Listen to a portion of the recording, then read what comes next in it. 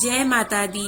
प्रिय भक्तों, राजस्थान के एक छोटे से गांव में मोहन नाम का एक व्यक्ति अपनी पत्नी सीता और इकलौते बेटे सुरेश के साथ रहता था। मोहन के गांव में आटा चक्की की दुकान थी। मोहन ने अपने बेटे का विवाह पड़ोस के गांव में बीरम की बेटी सुलोचना से करवाया। बीरम एक गरीब व्यक्ति था, परंतु वह बाबा रामदेव का भक्त था और एक ईमानदार व्यक्ति था। गांव में उसका बहुत मान सम्मान था। सुरेश की माँ सीता को सुरेश की पत्नी सुलोचना पसंद नहीं थी, क्योंकि वह एक गरीब घर से थी। सीता ने सुलोचना से पीछा छुड़वाने के लिए एक योजना बनाई।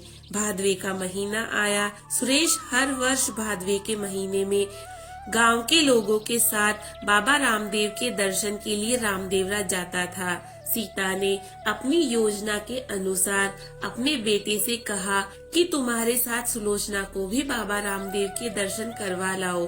सीता ने सुलोचना को रामदेवरा जाने से पहले अपनी सोने की झुमरियां पहना दी और सुलोचना के साथ गांव से रामदेवरा जाने वाली एक महिला जिसका नाम शांति था, उससे कह दिया कि रास्ते में जहाँ भी तुझे मौका मिले सुलोचना के कानों से झुमरियां चुरा लेना। सुरेश, सुलोचना और शांति सहित गांव से कई लोग रुणीचा के लिए रवाना हो गए। काफी दूर चलने पर रात्रि में विश्राम के लिए सभी यात्री एक भंडारे में रुके।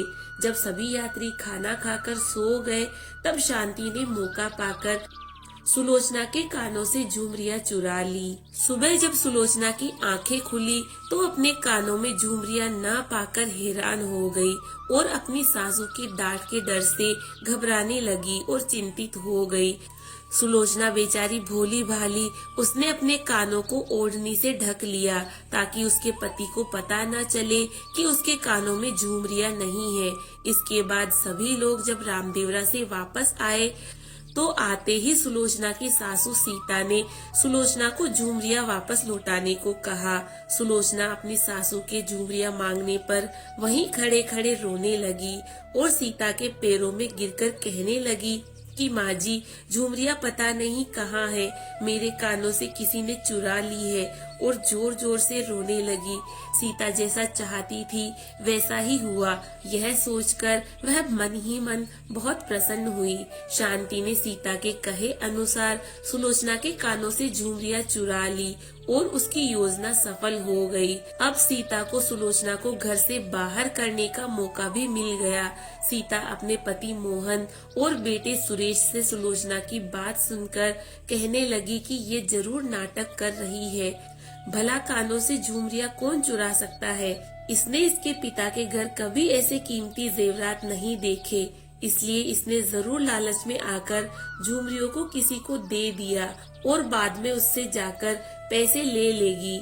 यह कहकर सीता सुलोचना को मारने लगी और कहने लगी कि सच सच बता, झुमरियां कहाँ है, नहीं तो घर से बाहर कर दूंगी। और ऐसा कहकर पूरे घर में हंगामा खड़ा कर दिया। सीता का पति मोहन समझदार था, उसे अपनी बहू पर विश्वास था कि वह ऐसा नहीं कर सकती।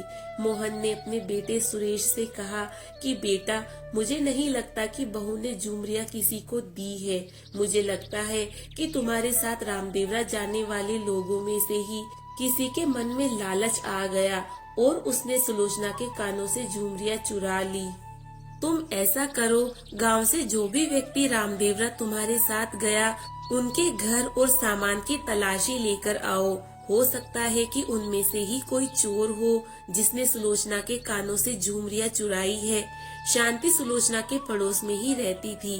वह सुलोचना के घर पर जो बातचीत और तमाशा हो रहा था उसे सुन रही थी।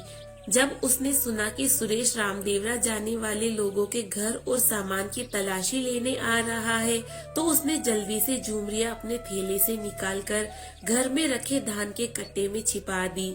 सुरेश ने अपने साथ जाने वाले सभी यात्रियों के घर की तलाशी ली और झुमरियां किसी के पास से भी नहीं मिली।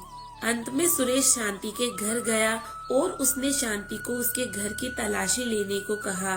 शांति ने सुरेश को तलाशी करने से मना कर दिया।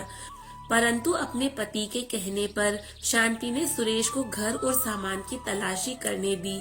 सुरेश ने शांति के घर की तलाशी भी ले ली, परंतु उसे झुमरियां नहीं मिली और अंत में घर आकर अपने माता पिता से झुमरियां कहीं नहीं मिलने की बात कही। सुरेश की बात सुनकर मोहन चिंतित हो गया और इधर सीता ने अपनी योजना के अनुसार घर में हंगामा कर रखा था और अपने पति मोहन और बेटे सुरेश पर दबाव डालकर और घर में हंगामा करके सुलोचना को घर से बाहर करवा दिया। सुलोचना बार बार अपने पति, सास और ससुर से कहती रही कि मैंने चोरी नहीं की, परंतु सीता ने सुलोचना की एक न सुनी और घर से धक्के मारकर बाहर कर दिया। अपने ससुराल के घर से चोरी के इल्जाम में बाहर करने के बाद सुलोचना अपने पिता बीरम के घर चली आई और वहीं रहने लगी।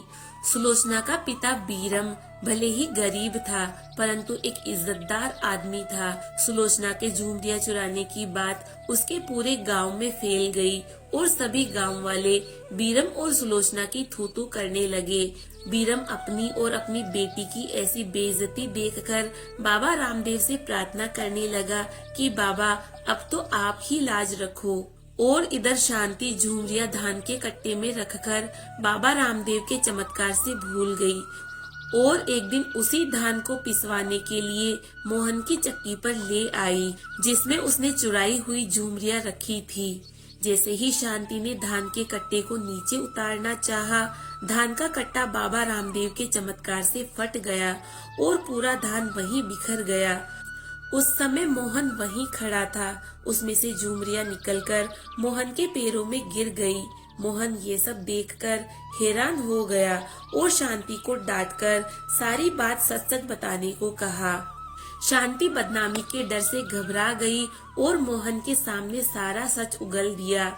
शांति ने सीता की सुलोचना को घर से बाहर करने की सारी योजना बता दी कि सीता ने ही सुलोचना के कानों से झुमरियां चुराने को कहा था, ताकि वह सुलोचना के ऊपर चोरी का इल्जाम लगा सके और बदनाम करके घर से बाहर कर सके।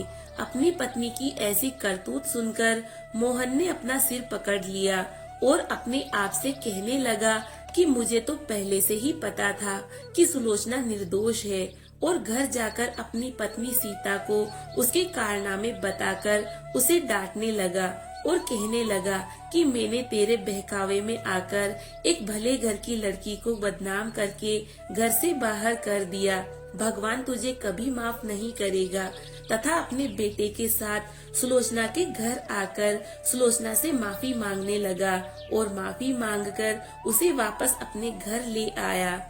अगर आप लोगों को ये कहानी अच्छी लगी तो वीडियो को लाइक करें, शेयर करें और हमारे चैनल को सब्सक्राइब करें। इस वीडियो को पूरा देखने के लिए आपका धन्यवाद। जय माता दी।